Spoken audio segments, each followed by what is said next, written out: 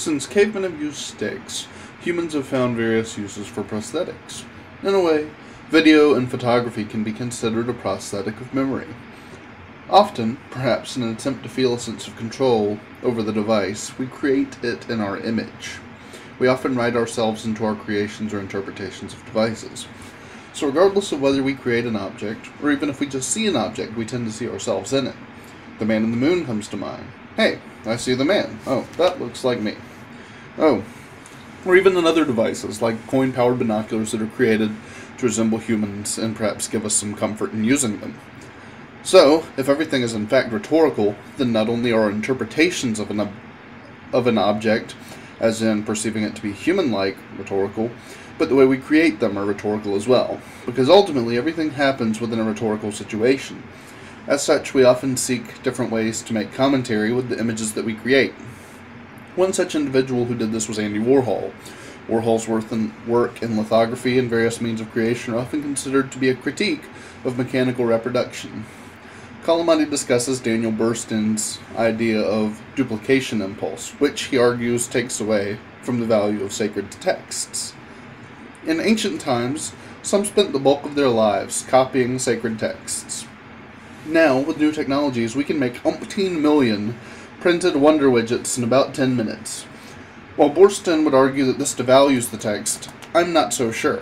While perhaps it makes any one physical text less valuable, the ability to spread perhaps makes it more valuable. Kalamati describes Heidegger's idea of enframing as being a setting upon of human beings which compels them to relate to the world primarily through activities of accountancy and calculation,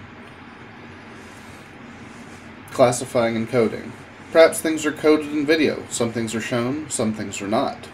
Foucault says that an apparatus is a device which organizes strategies of relation of force, and that these emphasize some kinds of knowledge. As such, with video, some things are filmed, that one could argue lends them power, and other things are not filmed.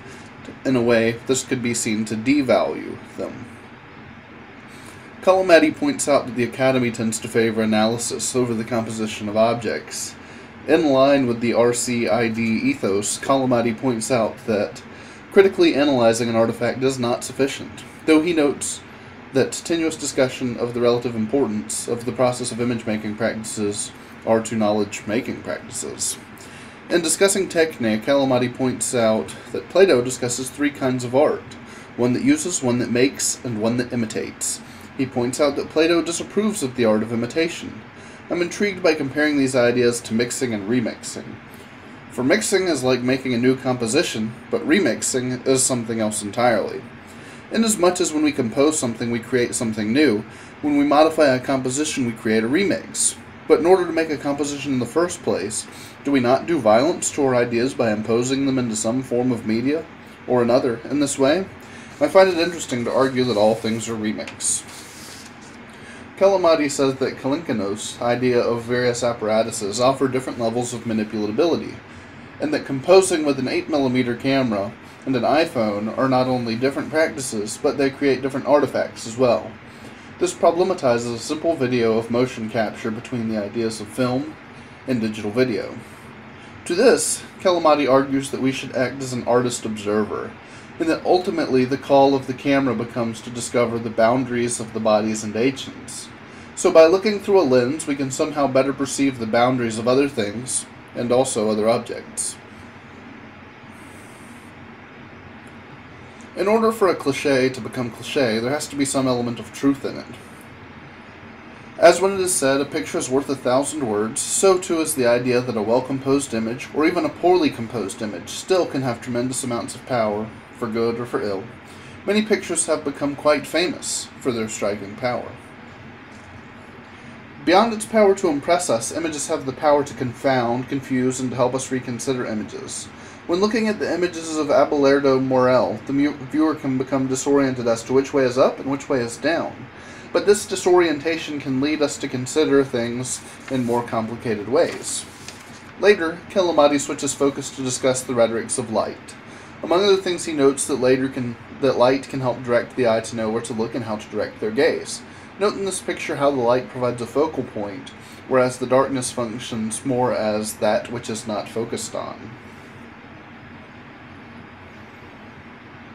Calamity goes on to refer to this power of light as an authoritative glow. In a play, he cites the idea that the light torments a character, and that it is only after the light's power is off for her that she can be peaceful. Regardless of its power to torment, light certainly has the power to help us organize things. Day and night come to mind. Without the difference between light and darkness, there would be no difference. Calamity points out that in Plato's cave, had there not been light to cast shadows, there would have been nothing to be perceived. Again, for there to be dark, there has to be light. He points out that this sameness to Plato would be insanity. Merleau-Ponty denies the ability of a camera to reach into assemblages of vision. As such, it seems that he treats the thing and the photographic representation as two distinct objects. In this way, he suggests that a representation is not sufficient to know the thing itself. In this photograph, for instance, we can perhaps inference a great deal about the people pictured, but we cannot experience exactly what the image captures. Instead, we have to settle for a reflection of the thing, interpretation of the thing that is created, not based on the choice of the lens, and then interpreted by the media and our eyes. Overall, I found Calamati's discussion of photography and lighting to be, illuminating. Between the discussion of the anthropomorphism of technology and the way that light functions, I thought it was certainly a very thought-provoking read.